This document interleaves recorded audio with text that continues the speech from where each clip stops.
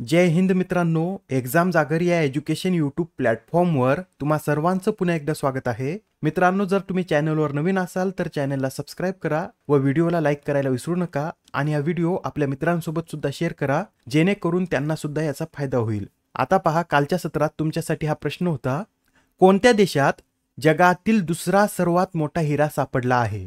या प्रश्नाचं योग्य उत्तर आहे पर्याय क्रमांक 3 म्हणजेच बोट्सवाना या देशामध्ये जगातील दुसरा सर्वात मोठा हिरा सापडला आहे. हा जो हिरा आहे हा तब्बल 2492 कॅरेट वजनाचा असून हा जगातील दुसरा सर्वात मोठा हिरा आहे. याआधी 1905 मध्ये दक्षिण आफ्रिकेत जगातील सर्वात मोठा 3106 कॅरेट वजनाचा हिरा सापडला होता व त्यानंतर आता बोट्सवाना या देशामध्ये जगातील दुसरा सर्वात मोठा हिरा सापडला आहे. बोट्सवानाविषयी हे सुद्धा लक्षात ठेवा, बोट्सवाना हा देश जगातील सर्वात मोठा हिरा उत्पादक देश असून येथे जगातल्या एकूण हिऱ्याच्या उत्पादनापैकी 20% हिऱ्याचं उत्पादन केलं जातं.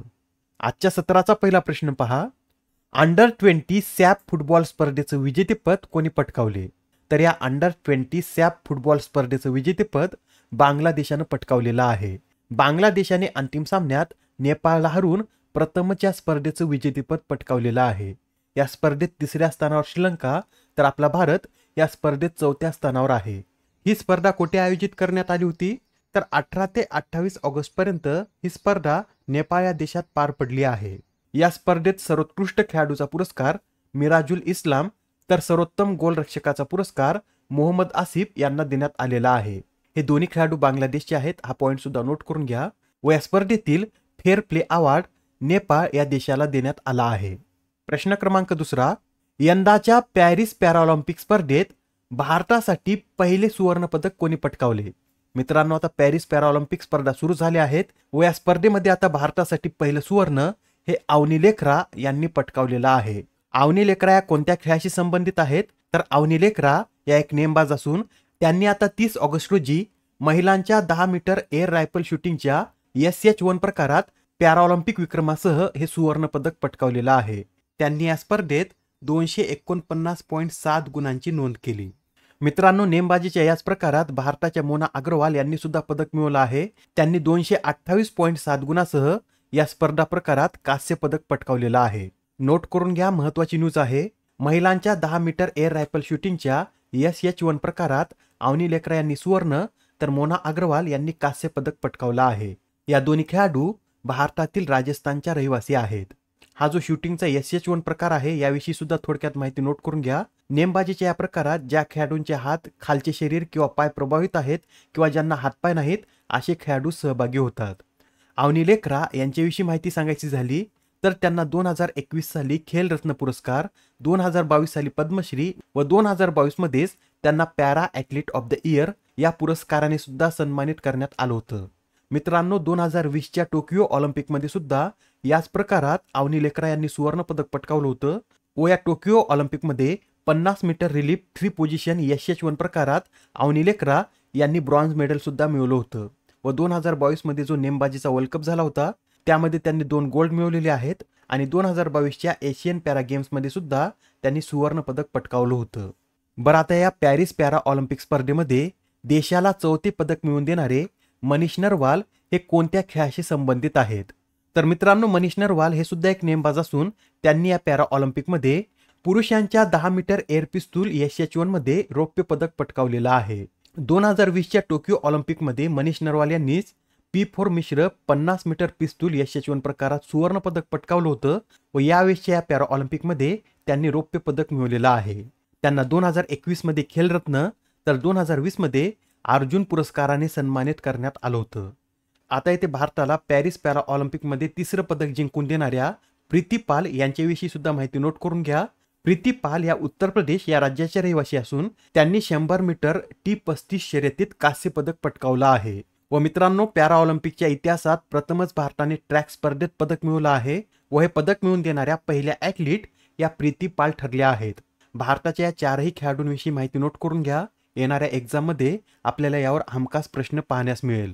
प्रश्न क्रमांक 4, अलीकडेच कोणत्या देशाने आपल्या कर्मचाऱ्यांसाठी राईट टू डिस्कनेक्ट हा कायदा लागू केला? तर नुकतेच आता ऑस्ट्रेलिया या देशाने आपल्या कर्मचाऱ्यांसाठी राईट टू डिस्कनेक्ट हा कायदा लागू केलेला आहे. आता हा नेमका कायदा काय आहे? तर मित्रांनो, बऱ्याच वेळा जे IT सेक्टरमध्ये कर्मचारी काम करतात त्यांचा ऑफिसचा टायमिंग समजा 9 ते 5 आहे व त्यांचा ऑफिसचा टायमिंग संपल्यानंतर सुद्धा म्हणजेच त्या कर्मचाऱ्यांचे कामाचे तास संपल्यानंतर सुद्धा या कर्मचाऱ्यांना कामाचे ईमेल संदेश किंवा काही काम करावं लागतं व यालाच आता हे कर्मचारी नकार देऊ शकणार आहेत. त्यासाठी ऑस्ट्रेलियाने हे राईट टू डिस्कनेक्ट बिल मांडलं आहे. या कायद्यानुसार आता कर्मचारी आपले कामाचे तास संपल्यानंतर हे अतिरिक्त काम करण्यास नकार देऊ शकणार आहेत. मित्रांनो, 2023 मध्ये ऑस्ट्रेलियामध्ये एक सर्वे करण्यात आला होता. या ज्या ऑस्ट्रेलियामधील कंपन्या आहेत त्यांनी कर्मचाऱ्यांकडून बिनावेतन सरासरी 281 तासाचं काम करून घेतलं होतं व या 281 तासाची जर आपण किंमत पाहिली तर याची एकूण किंमत ही एकूण 130 अब्ज ऑस्ट्रेलियन डॉलर आहे. याचाच विचार करून आता ऑस्ट्रेलियाने कर्मचाऱ्यांच्या संरक्षणासाठी हा राईट टू डिस्कनेक्ट कायदा लागू केला आहे. मॅपमध्ये पहा, हा ऑस्ट्रेलिया देश आहे. ऑस्ट्रेलियाची राजधानी कॅनबरा आहे. ऑस्ट्रेलियन डॉलर याचं चलन आहे. तर अँथनी अल्बानीज हे या देशाचे पंतप्रधान आहेत. नेक्स्ट क्वेश्चन पहा, अलीकडेच कोणत्या देशाला शान या शक्तिशाली वादळाने धडक दिली? तर हे जे शान वादळ आहे या वादळाने जपान या देशाला धडक दिली आहे. मित्रांनो, या वादळासाठी जपान सरकारने लेवल 5 ची आपत्कालीन चेतावणी सुद्धा जारी केली आहे. जपान या देशाने याआधी फक्त 3 वेळाच लेवल 5 ची चेतावणी जारी केली होती व आता चौथ्यांदा या शान वादळासाठी जपानला लेवल 5 ची चेतावणी जारी करावी लागली आहे. प्रश्न क्रमांक 6. मित्रांनो, याआधीच आपण पाहिलं होतं की चल्ला श्रीनिवासुलू शेट्टी हे SBI चे पुढील अध्यक्ष असणार आहेत.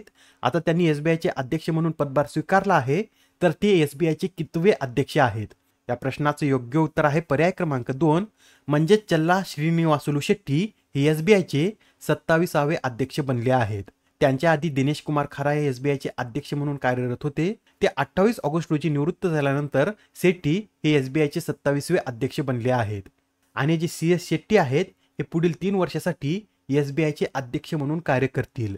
SBI अध्यक्षांचा कार्यकाळ हा जास्तीत जास्त 5 वर्ष किंवा वयाची 63 वर्ष इतका असतो. ठीक आहे, आता SBI विषयी सुद्धा माहिती नोट करून घ्या. SBI ची स्थापना 1 जुलै 1955 रोजी अखिल भारतीय पत पाहणी समितीच्या शिफारसीवरून इम्पिरियल बँकेचे रूपांतर करून करण्यात आली होती. SBI चं मुख्यालय हे मुंबई येथे आहे. नेक्स्ट क्वेश्चन पहा, अलीकडेच कोणाच्या हस्ते निवृत्त खेळाडू सक्षमीकरण प्रशिक्षण म्हणजे रेस्ट कार्यक्रम सुरू करण्यात आला? तर हा जो रेस्ट कार्यक्रम आहे याचं अनावरण हे डॉक्टर मनसुख मांडविया यांच्या हस्ते करण्यात आला आहे. मित्रांनो, या कार्यक्रमाचा उद्देश काय असेल तर निवृत्त खेळाडूंना सक्षम करणे हा या कार्यक्रमाचा उद्देश आहे. या कार्यक्रमाअंतर्गत निवृत्त खेळाडूंना त्यांच्या करिअरच्या विकासाच्या प्रवासात त्यांना सक्षम करून व त्यांना आवश्यक ज्ञान आणि कौशल्य देऊन अधिक रोजगारक्षम बनण्यास मदत केली जाणार आहे. लक्षात ठेवा, निवृत्त खेळाडूंना सक्षम करण्यासाठी रेस्ट हा कार्यक्रम सुरू करण्यात आला. आता हा प्रश्न पहा, यात काय विचारला आहे तर कामाच्या ठिकाणी महिलांच्या लैंगिक छळाच्या तक्रारी आणि त्यांच्या व्यवस्थापनासाठी कोणते पोर्टल लॉन्च करण्यात आले? या प्रश्नाचं योग्य उत्तर आहे पर्याय क्रमांक 2 म्हणजेच कामाच्या ठिकाणी महिलांच्या लैंगिक छळाच्या तक्रारी आणि त्यांच्या व्यवस्थापनासाठी शी बॉक्स हे पोर्टल लॉन्च करण्यात आलं. हे जे पोर्टल आहे याचं अनावरण केंद्रीय महिला आणि बालविकास मंत्री अन्नपूर्णा देवी यांनी केला आहे. आजच्या सत्रामधील शेवटचा प्रश्न पहा, डेव्हिड मलाल यांनी नुकतीच आंतरराष्ट्रीय क्रिकेटमधून निवृत्ती घेतली आहे. तर ते कोणत्या देशाचे खेळाडू होते? डेव्हिड मलाल हे इंग्लंड या देशाचे खेळाडू होते. त्यांनी तिन्ही फॉर्मॅटमध्ये मिळून 114 सामने खेळले आहेत व त्यांनी आपल्या कारकिर्दीत एकूण 4416 धावा केल्या आहेत. आजच्या सत्रामधील तुमच्यासाठीचा प्रश्न पहा, चंद्राच्या मातीतून पाण्याचा अंश वेगळा करण्याचे तंत्र कोणत्या देशाच्या शास्त्रज्ञांनी विकसित केले? आता या प्रश्नाचं उत्तर कमेंटमध्ये देण्याचा प्रयत्न करा. उत्तर चुकलं तरी काय हरकत नाही, कारण ज्यावेळेस तुम्हाला या प्रश्नाचं योग्य उत्तर माहित होतं त्यावेळेस हा प्रश्न तुमच्या दीर्घकाळापर्यंत लक्षात राहतो.